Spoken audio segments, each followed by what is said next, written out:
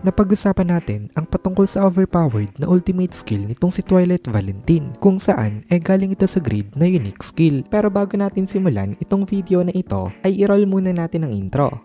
Hello everyone and welcome to my channel, ang inyong source ng Tagalog na Tensura Contents. Sa channel na ito ay pinag-uusapan natin ang mga nangyayari sa may Tensura universe. So without further ado, let's get into the video.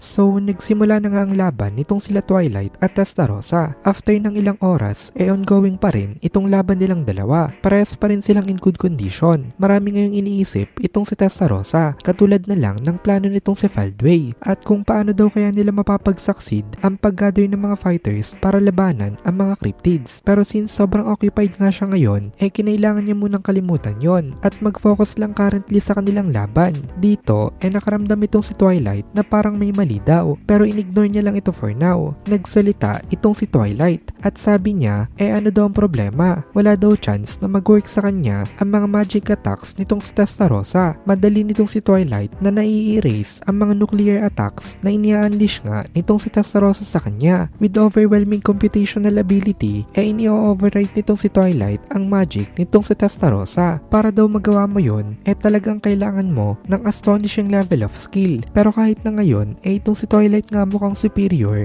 for some reason ay nakakaramdam siya ng irritation. Kaya napasabi itong si Twilight sa kanyang sarili na ano nga daw kaya ang problema. Hindi daw gumagana ang mga atake nitong si Testarossa sa kanya. Pero bakit daw hanggang ngayon hindi pa rin niya ito natatalo? Kanina pa daw niya kalaban ito. Ilang oras na daw ang nakakalipas. Pero kahit ano daw ang gawin niya, hindi niya ito magawang may overpower. Kasi oo nga, madali nga nai-neutralize ang mga atake nitong si Testarossa. Pero hindi naman ibig sabihin nagtatake itong si Testarossa ng damage. Merong mga galos itong si Testarossa, pero hindi ito nakakaadlang sa kanyang performance sa may battle. Moreover, kung paano si Testarossa umasta kanina, ganun pa rin siya umasta ngayon. Walang nagbago sa kanyang fighting spirit. Hindi siya nagawa na mapag-despair nitong si Twilight. Tapos nagcast itong si Testarossa na magic, itong kanyang White Flash Annihilation Flame Tyrant, at nabalot itong si Twilight ng white flames nang dahil dito. Sabi ni Twilight, saglit niya lang daw na naibaba ang guard niya at nagawa agad nito makapuntos. Kanina pa daw pala hinihintay nitong si Testarossa itong pagkakataon na ito. Ang nangyayari kasi pala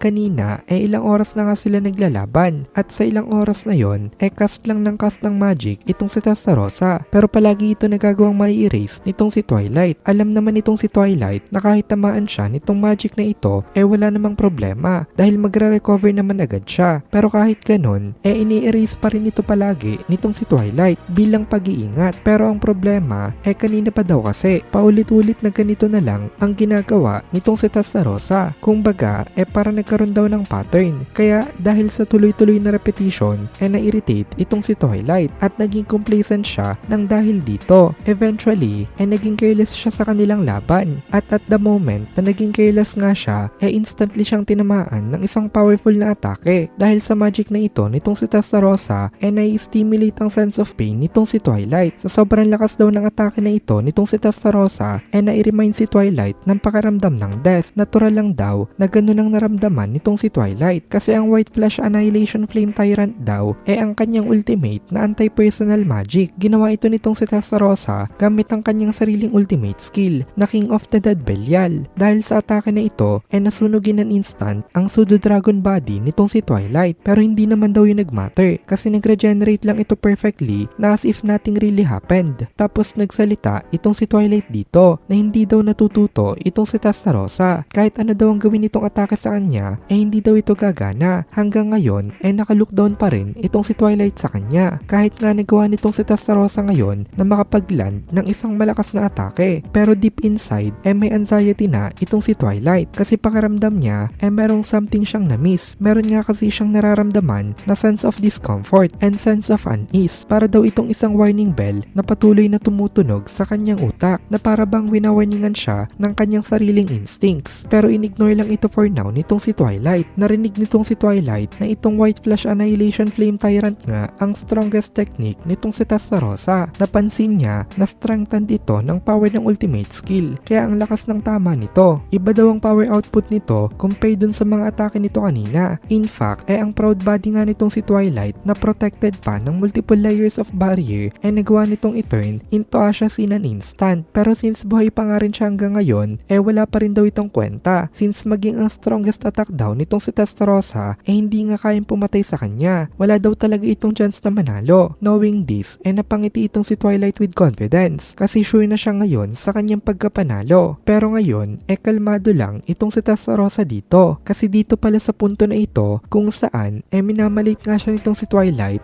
part pa rin pala ito ng kanyang plano. Maging ang kanyang white flare hindi niya pala strongest attack. Ito isa lang sa kanyang mga baraha at sa pamamagitan nga ng careful planning with the use of varieties of techniques napabagsak niya sa patibong itong si Twilight dito. Hindi pa yung trap kanina ang tinutukoy niya. Kung hindi, meron pa palang mas malalang hidden trap itong si Testarossa. At dito na muna natin tatapusin itong video na ito. Kung nagugustuhan mo itong mga videos natin, ay please consider joining the membership para mapanood mo na agad ang mga kasunod na part dahil palaging advance ang ating mga members. Also, ay please consider leaving a like at mag-comment ka na din para ma-boost naman tayo ng algorithm.